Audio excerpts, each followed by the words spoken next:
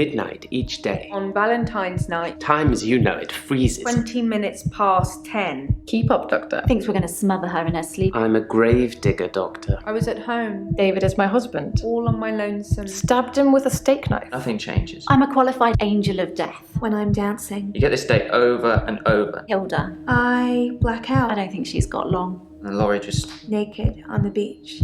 Hannah. Is that it for today?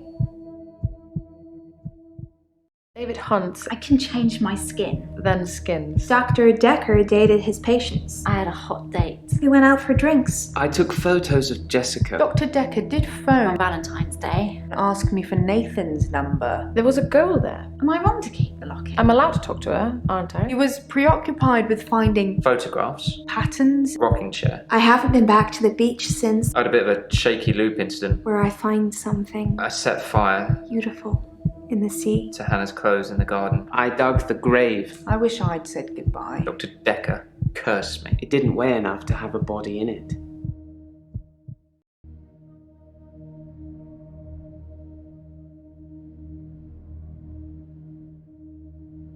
I burned the photos of Hannah.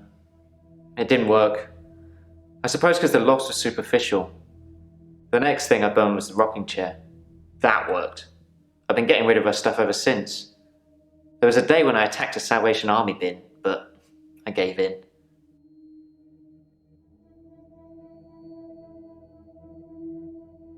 Can we maybe not talk about Hannah anymore? And thanks for the dating advice, by the way.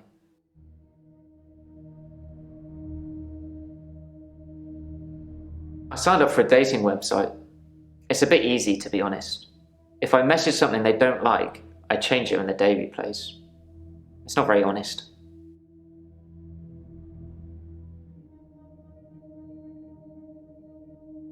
I accidentally put Hannah's diary into a Salvation Army donation bin. They're like huge post boxes with a circular tray that makes sure things spill to the bottom. I tried to get in to get it back, but I gave up.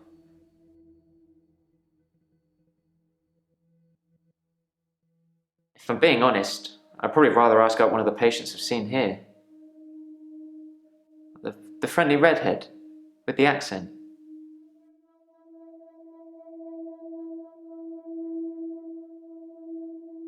I've told you all I know about Dr. Dekker. He started out good, then turned a bit crazy towards the end. When you start giving people more problems as a therapist, that's a bit crazy.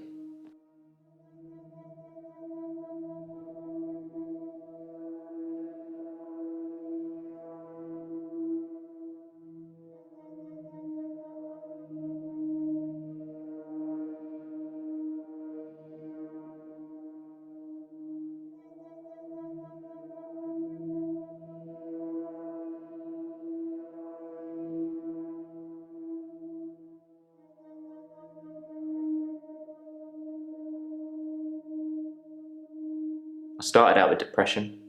Now I seem to repeat days. Even if you don't believe the repeat days, then I clearly have extra mental health problems that he's given me.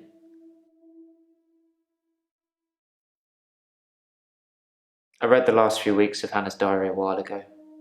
I must have accidentally dropped in some clothes for the Salvation Army bin.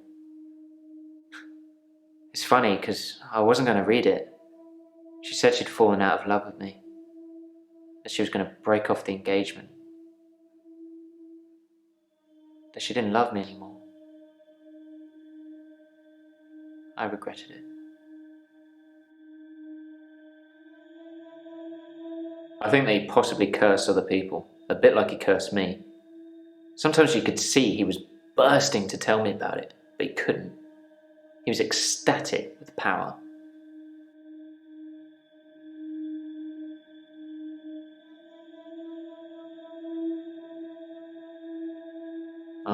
The curse. Well, remembered. I was hoping you'd forget. It's going to sound crazy. Dr. Dekker said I would never be able to move forward until I came to terms with my grief. And so from this point on, I start to relive the same day over and over again until I made something of it. I believed him.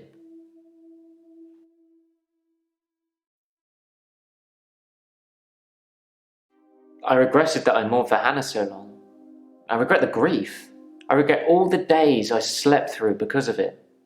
Had I known she didn't love me anymore, things would have been different. I'm a bit angry now. If I had that day over again, I may just still pull out in front of the driver. I didn't want to believe him. I remember I said, "You can't just say things and they happen." He laughed and laughed. I think he was going mad. He said he'd give me a demonstration. He held his hand outstretched and told me to look at the flame. There was no flame, and then there was. He was holding a flame in his hand that had come out of nowhere.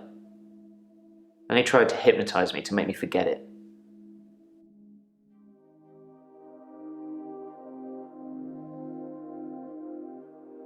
He'd become bored of me, so I got much of my insight from calls or messages he'd take during our sessions. I think because he hypnotized me, he didn't want to play with me anymore, so I got basic therapist.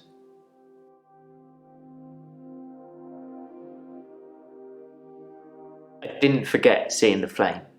He wanted me to forget it all, but I didn't. For whatever reason, he couldn't undo what he'd done. I was scared. I pretended like the hypnosis had worked. I was scared what Dr. Dekker would do to me if he found out I still knew, so I had to play along, keep coming to the sessions, pretend I hadn't seen what he'd done. It was awful, because I was suffering through the same days over and over again, but I couldn't talk to him about it, because he'd know.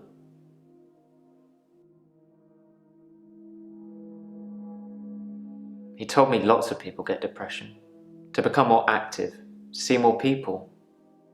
And although he wouldn't always be there to listen, Jaya would be. Yeah, I talked to her quite a lot. I'm not sure how many days of that she'd remember. She seemed to care, which is more I can say for Dekker. I didn't notice Dr. Dekker had a paper spike. I haven't really seen more than a foot in front of me since Hannah died.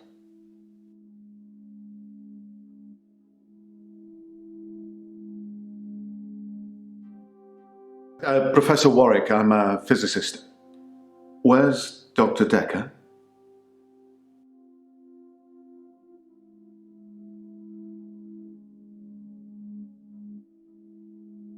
Is he really? Actually dead? Not a worthy adversary after all, then.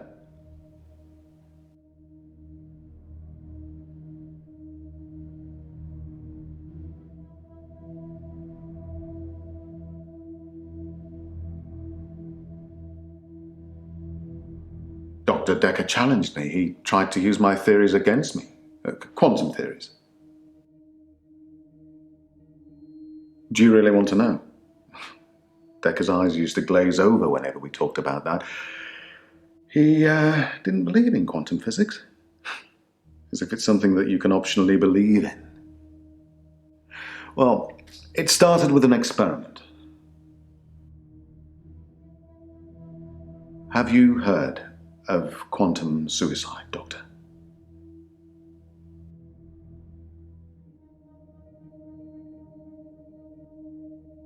Well, then I'll be brief.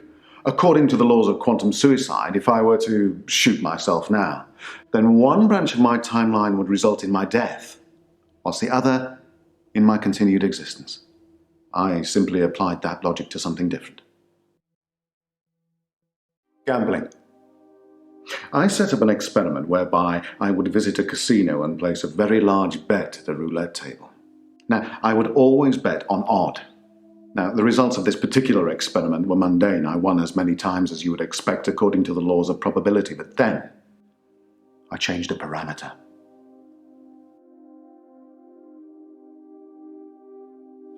Quantum suicide required a loss of life to make it a realistic thought experiment. So I simply upped the stakes. Now, every time I bet on odd, I would place everything I had on that one spin of the wheel, and it worked. Well, for a while.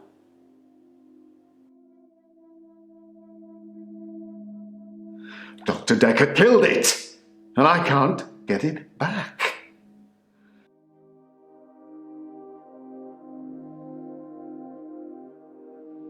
I'm fine. I'm ready for my grief counselling.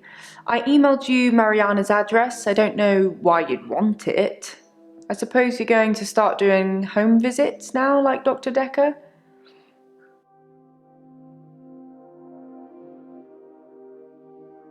I think that's all settled now.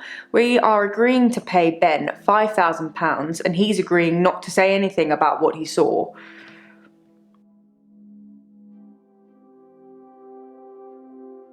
Grief is such a strange word if you keep saying it. Grief, grief, grief. It sounds like somebody's being whipped. And you're going to ask me how I feel today?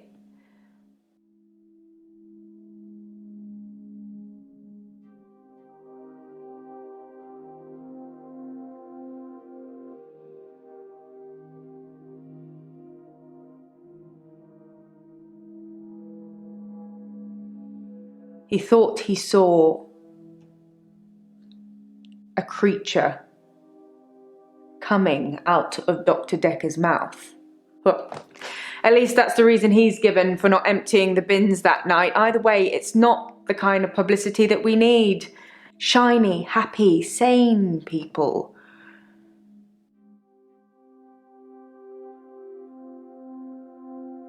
Some mornings I come into work and still expect him to be here. Sometimes it feels like he actually is here, watching over me. We had a connection. It's gone now, though. You can't have a connection with the dead, can you? Not for too long, anyway.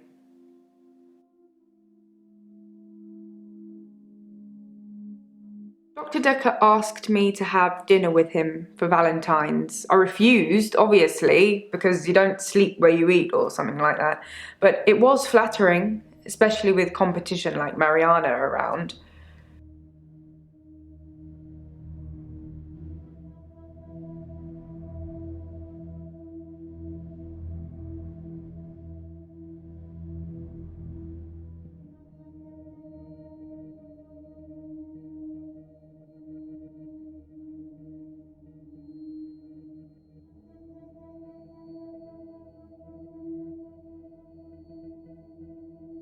I was at home on my lonesome, doctor, like I said before.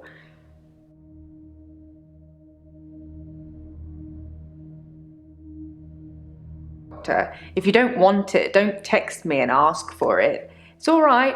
I don't mind doing menial tasks for you. Someone has to do them.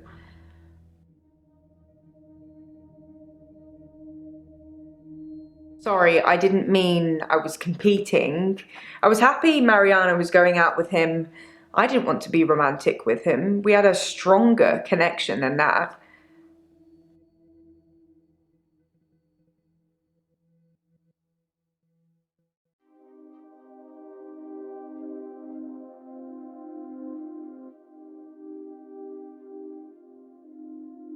Dr. Dekker and I shared some philosophy.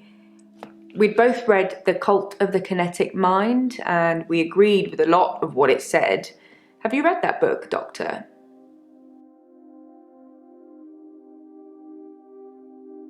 In Cult of the Kinetic Mind, the author suggests that everyone is capable of psychokinesis and that the cult leaders specifically had these powers that turned their followers into disciples. It's not a fun read, but if you're into psychology, it's a blast.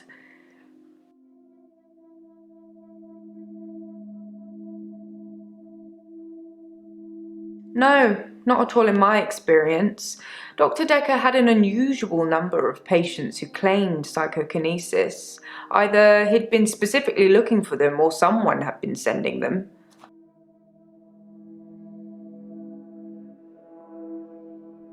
It's entirely possible that someone is targeting this practice with psychokinetic patients. To what end, I don't know. It's no coincidence that most psychokinetic patients are diagnosed as insane, or at least temporarily insane. It's a handy diagnosis if you're facing criminal prosecution, especially if it's for murder.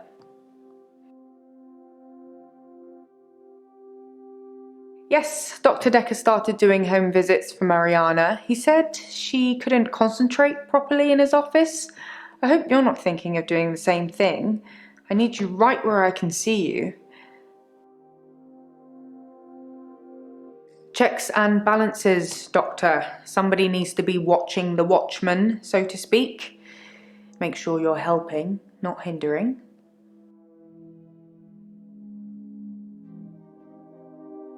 He probably did his fair share of helping and hindering. He was definitely helping in the beginning, but then seemed to lose sight of things. I think he was so overwhelmed by the patients he was getting. His curiosity just got the better of him. There was a definite turning point. Somewhere around the time Professor Alderby turned up, that seemed to unsettle him. And then we had a flood of extra weird patients. I think it was all too much for him. I think I misjudged him.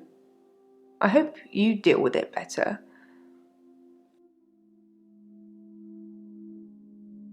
It's in that police report that I gave to you. You should really take a look at it. Psychokinesis is the ability to change the physical world without actually touching it, just by using your mind. It's not just about bending spoons. It covers all sorts of things like telepathy, telekinesis, telesabalas. Shoot me, I'm a Kojak fan. Like I said, all those cool things are in Cult of the Kinetic Mind, apart from Kojak, obviously. If you ever get a patient who thinks they can change the world with just their mind, then duck, just in case they can. But seriously, do a whole load of shrinking and make them better. Whether you believe in psychokinesis or not, you'll need to figure out your approach with those that do. How do you make people who think they have special powers better? Do you remain passive and support, encourage them, take them away?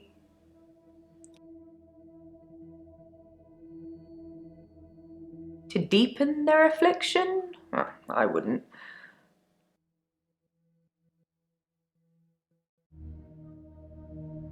Hello, Doctor.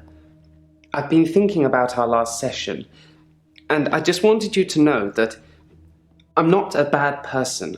I know taking naked photographs is wrong, but you don't know what it's like until you face the same temptation.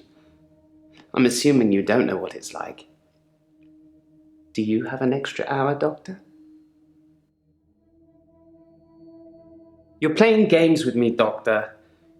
I was going to tell you what I know about the murder weapon, but now, well, now you just have to go without.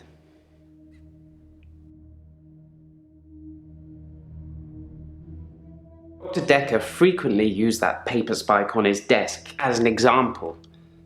I'm sure he did it with the other patients too. He'd make me look at it, touch the point to see how sharp it was. He'd tell me that because I think it's sharp, it will hurt me. But if I thought it was nothing, it could pass right through my hand.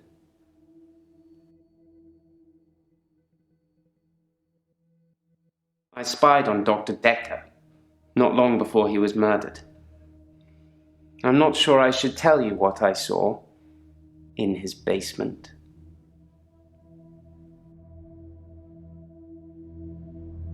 I'd been feeling uneasy with Dr. Dekker for some time. I mentioned how he'd changed before, so I began spying on him at home. One night, the basement door was open, and Dekker was returning upstairs. I skipped past him, and there she was, a girl. It was difficult to tell, it was dark, and she was chained.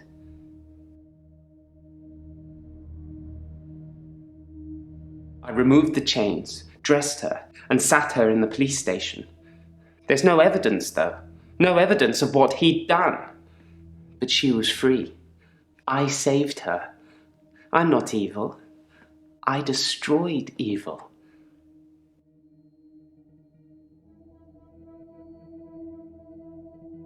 I'm actually a classically trained pallbearer. There are a lot of health and safety considerations. Not everybody can do it. Well, properly at least. Occasionally I step in if the funeral director is short-shouldered. I do remember her face. She wasn't upset in the usual way. She seemed agitated. Her husband must have been a giant. The coffin was so heavy. I remember because aft port side sprained his ankle. That and he wasn't lifting correctly.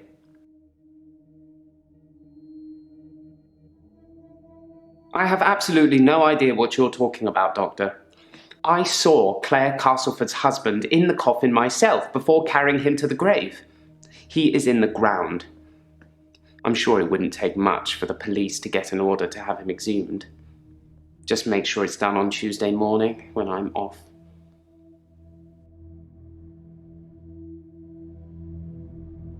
Whatever it is that's following me, it doesn't want to catch me yet.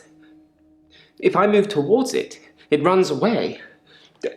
And when I follow it past temptations. A bar brawl, an open till, an open bedroom window. Like it's testing me.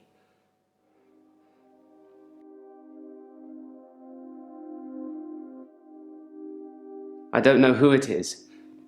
My initial thought was that it was you.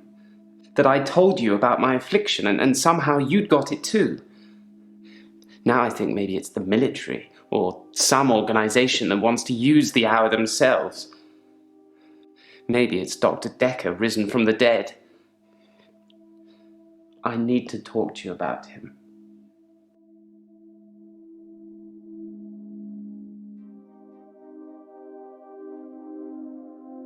I'm surprised I haven't been approached earlier. I mean, my skills in the military. Special ops would be a breeze, wouldn't it? Waltz in past everyone during the midnight hour, get whatever you want, and return to friendly soil. It also makes me think that they might already know all of that, and that they want to get rid of me in case I tell anyone else.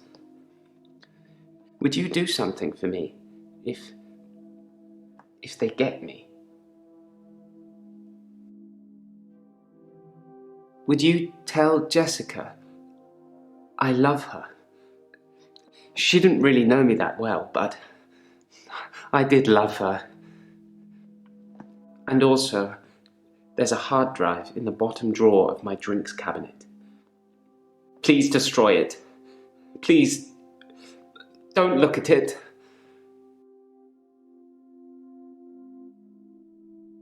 I looked in.